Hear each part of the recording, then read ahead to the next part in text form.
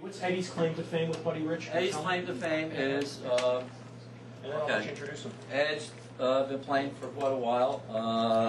He started, I think, in Wayne in a high school band, and then they made him play cymbals, and one day they took the head off the bass drum. He was real small, and they put him inside and put the head back on and locked him in. And after that, he wow, you remember. gained physical strength. So then after that, he took lessons from Joe Morello, I believe, and he practiced like 6 hours a day. And then he did tour for a while with a band as Eddie Shorr, and sang and danced, believe it or not, tap danced and sang. And played the drums, and All at the same time? yeah, I don't know. And he, let's see, what else, Ed? Tell me. He played for a lot of different people in Vegas and back up different bands and opening for so-and-so. He's Buddy Rich's protege. He has a set of Buddy Rich's drums, and that's for real. I've seen them. They're in my back room in the store. And he's a drum collector. He's a drum maniac. And we're drum maniacs. And now his thing is speed. That's everybody's thing. Faster is better. It's fast, and he's a good drummer. Anything else you want to say? No, that's it. I was just fortunate enough to become very close friends with Buddy Rich. In fact, I just talked with I thought you were going to say with me. his daughter last week, and I keep in touch with the family.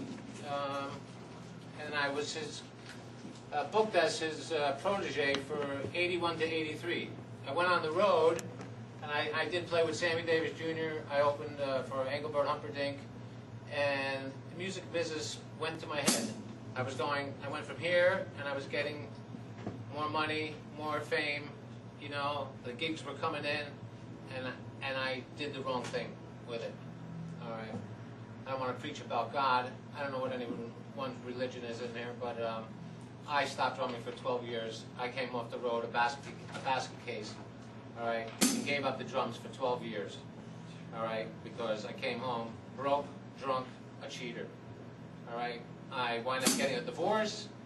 I was fortunate enough to raise my two daughters, who are now 30 and 26, and I found the church, Jacksonville Chapel. Instead of hanging out in bars, I went to Jacksonville Chapel and hung out there every night of the week.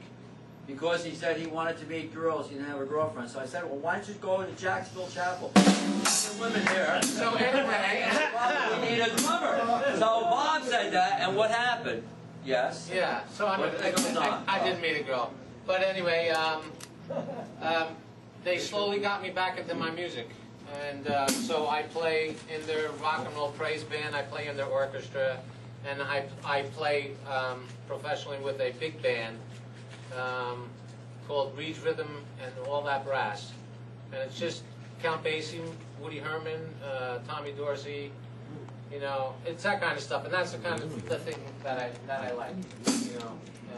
So you're constantly kicking the horns, you know, and that's what I do.